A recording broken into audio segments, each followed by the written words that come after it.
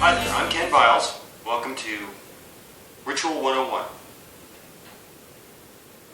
As you can see, I've set everything up for ritual. I've got my altar. I've got all of the things on my altar that I need. And as for placement, that will be another video that I will be doing for the website. Now, ritual is not just something we do once a month at the full moon or on a holiday. Ritual is something we do all the time. When you wake up in the morning, you get ready for work, you go to work, you do the same things over and over again the same exact way. It's a ritual.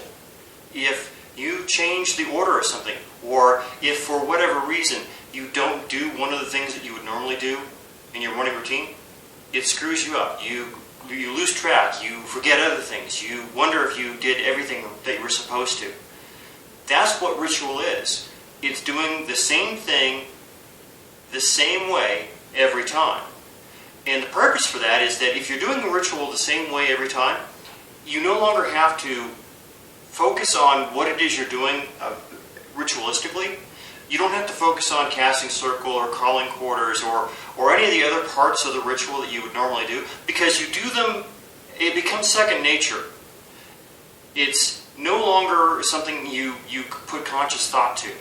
And that allows you to focus your mind on the purpose of the ritual, the reason behind why you're doing a ritual.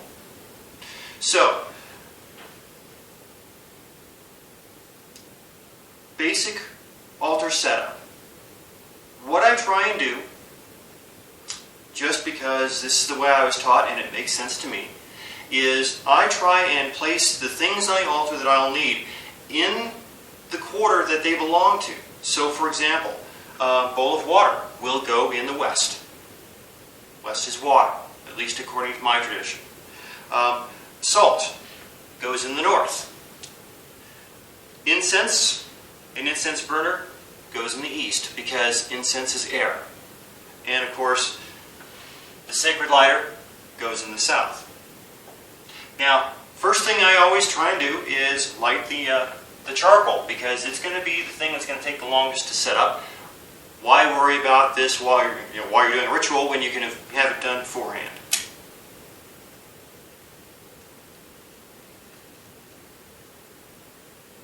Now, we'll let that go.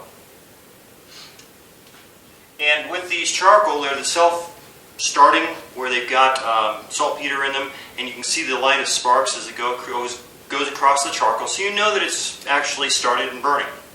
It also smokes quite a lot when it starts up. You want to be careful. I'm a trained professional. Do not attempt this at home without supervision, or at least adult supervision. The usual warnings go into effect. You can burn yourself. I'm going to assume that you're an adult, so I'm not going to worry about that too much. A couple things real quick.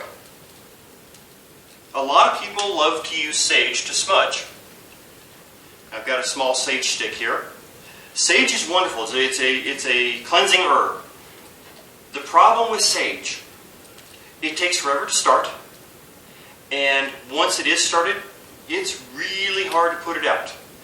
Unless you're outside, I wouldn't bother with sage.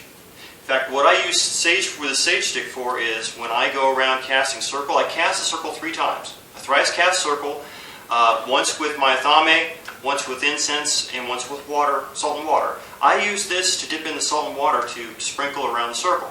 It makes a wonderful little sprinkler. It's just the right size, and I don't have to worry about putting it out. Oil. I always use oil when casting circle, when I'm going to do a ritual. I use this for anointing the people who are going to be in ritual with me. Typically, the way I do it is everybody gets a pentagram on their forehead, on their third eye, and they get a cross on their wrists. And then if they have been initiated into a tradition of some sort, I also put a cross on their feet. Because if they've been initiated, they are walking the path. and so I anoint their feet. All right.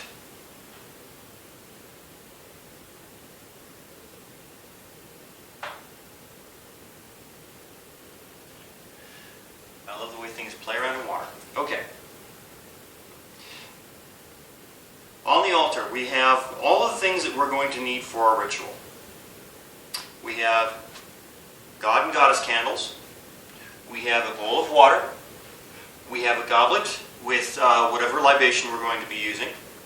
We have a container of salt. We have our censer with the hot charcoal. We have the incense. In this case, it's going to be happiness and prosperity incense. And then we also have something that we can use to put the incense onto the charcoal. And of course, we have our handy-dandy candle snuffer. You never want to blow out a candle, especially in ritual. If you are doing magic and you blow the candle out, it's said that you blow the magic away. So we use a candle sniffer. You can use your fingers. You can, put them out that way. How you do it is up to you. I prefer the candle snuffer just because it looks more ritualistic to me. That's my point of view. It's my opinion. Okay, let's get started with this ritual. One thing, I want to point out. You'll notice I'm wearing my ritual robes, and I have no shoes on my feet. Okay. I also don't have a watch on. I have my pentagram ring, and I have my pentagram pendant, which I wear all the time. When you're doing ritual, you don't want to have cell phones, watches, any kind of electronic equipment in circle with you. There are several reasons for this. One, if you have a cell phone in your ritual and somebody calls you, it's going to be really disturbing to the ritual. But also, and I've seen this happen, electronic equipment of any kind inside the ritual circle has a tendency to short out and never work again. And you probably don't want that to happen to your watch or your cell phone. I've seen people go in and out of circle with watches, cell phones, PDAs, all sorts of stuff, and never have a problem with it. If you're in a ritual circle that's well cast, most likely your phone is not going to ring because you're in a place that's not a place, and a time that's not a time, so it's not connected, but it may never ring again. So let's start with the ritual, and the first thing we do is we consecrate the elements that we're going to be using for our ritual. Okay? First thing I'm going to do is I'm going to consecrate my container of salt. And this is just standard table salt. Okay? It's nothing special about it. A lot of people prefer to use sea salt. It really doesn't matter. Salt is salt is salt is salt. Who cares whether it's, if you're going to be spending a whole lot of extra money for sea salt, then you can send some money my way, because personally I'd much prefer to use the old Morton's when it rains it pours salt. It's cheap, there's lots of it, and it works just as well. Remember, salt is used for